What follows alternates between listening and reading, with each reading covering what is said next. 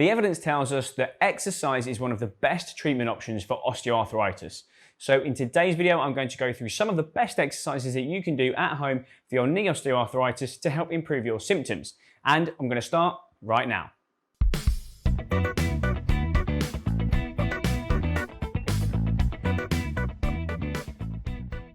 In the video, we're going to start off with some of the easier exercises first. So these are exercises that you might want to try if your symptoms are quite irritable, if you're having a flare-up, or if you're experiencing higher levels of pain.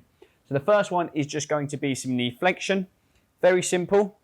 And the idea here is you're just trying to get the joint moving, which might help with reducing some of that stiffness, maybe first thing in the morning, or if you've been sat down for prolonged periods of time. So we've done our movement exercise. We're now going to move on to some of the more basic strength exercises. Now, the first one is called a static quad. And the idea here is you're going to contract your thigh muscles without your knee moving. So it shouldn't be too irritating for the joint.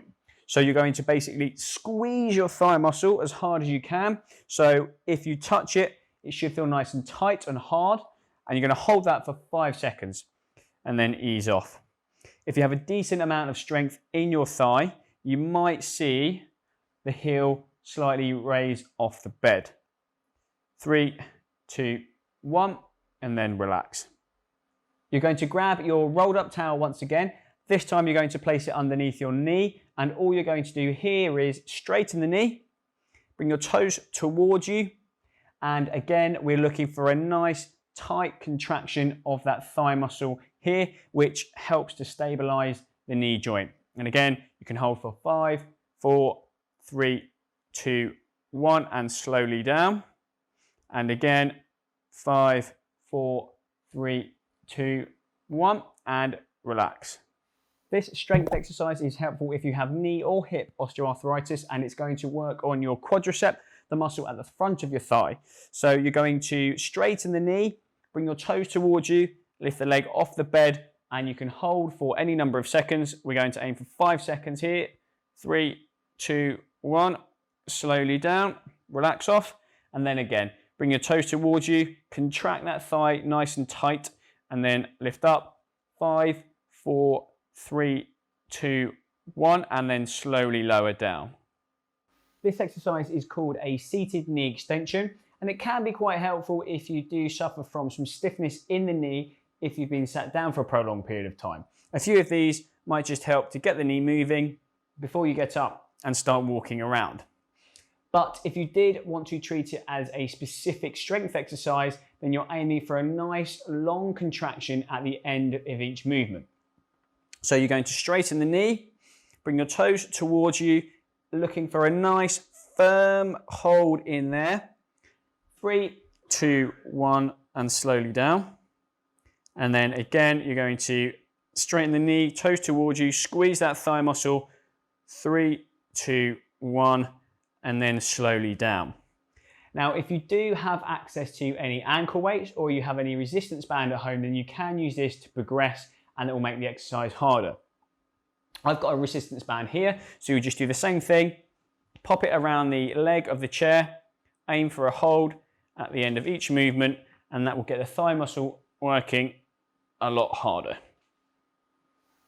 I'm going to interrupt just for a second to say if you would like to know any more about osteoarthritis or any other pain and rehabilitation related issues, then hit that subscribe button so you get notified every time I release a new video, which I do every single week.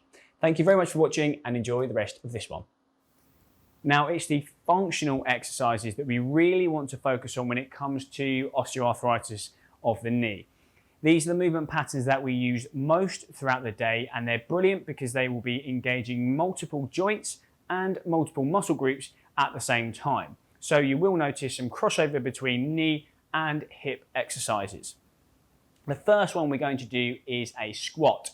Now, the easiest version of a squat would be to have a chair in front of you for some support and a chair behind you because that's where you're going to be aiming your bottom. So you are going to start off with your feet around hip width apart, hold on with support, don't lean on the chair or the kitchen surface in front of you. It's there just to provide you with a little bit of confidence and safety. Now, the first thing you want to do is move your hips backwards. So you're going to move your hips backwards and the chair behind you just act as a nice cue for where you want your hips to go. So as you can see, you're engaging your ankles, your knees, your hips, and your core will also be working at the same time when you do this exercise. And obviously you need this sort of movement every time that you get yourself out of a chair. If you want to progress, when you feel confident enough, you can get rid of the chair in front of you and you can just have the chair behind you as your cue. And when you've gained even more confidence or your pain allows you to, you can get rid of the chair behind you and you can try and work through more range of movement and try and go slightly lower.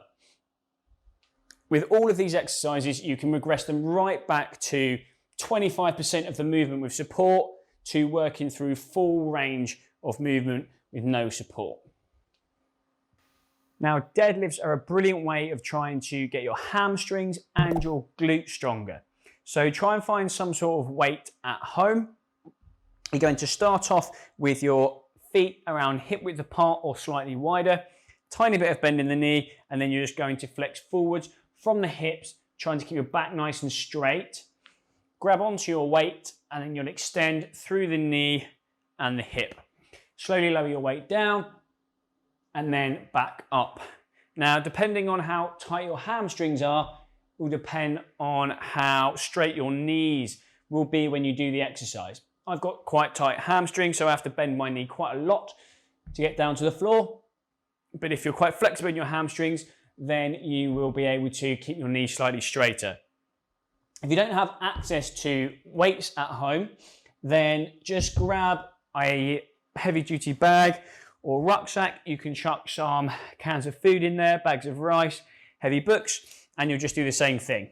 Hold on to your bag, straighten up through the knee and the hip, and then slowly lower back down. A step up is another functional exercise that you can try at home. So find your bottom step at home. Make sure you're holding on to the banister, either both sides or just one, whichever you feel comfortable with. Have your affected leg on the step. And the easiest version would be to keep your foot planted.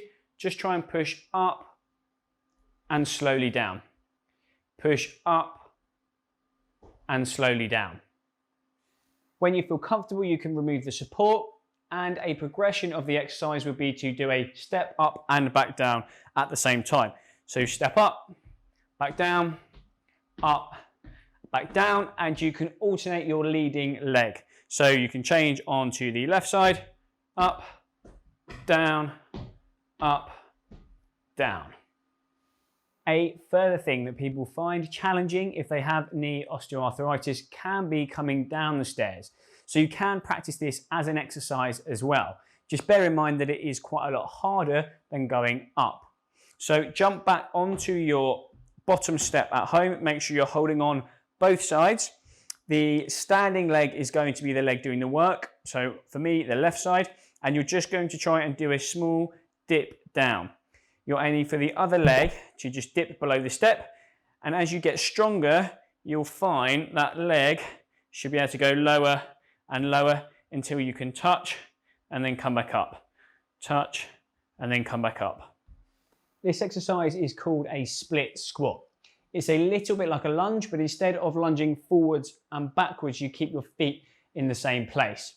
Now, if you do have knee osteoarthritis, what people tend to do wrong is take a small step because you're worried about being off balance when you take a larger one. But that then means your knee has to come far over your toe, which can be uncomfortable when you lower down. So my advice would be, make sure you feel comfortable. You can use the back of a chair one side and the kitchen surface the other to make you feel stable. When you're ready, you're going to lower yourself down and then come back up. And as you can see, my front knee is not coming past my front foot. And the knee and the hip are working nice and hard, which is going to be good for your quadricep strength and your hip strength. I do hope you found that useful. If you have, there is some additional information in the description below the video, and I'd love to hear from you. So let me know which exercise from today's video helped you with your symptoms most. If you are new to the channel, then do hit that subscribe button so you get notified every time I release a new video, which I do every single week. And if you're feeling really generous, then hit the like button whilst you're there. If you did find today's video useful, then you may also like the video that I have put together on how to manage an osteoarthritic flare-up, and there is a whole playlist on the channel on how to manage your osteoarthritis better at home. Thank you very much for watching, and until next time, I'll see you again very soon.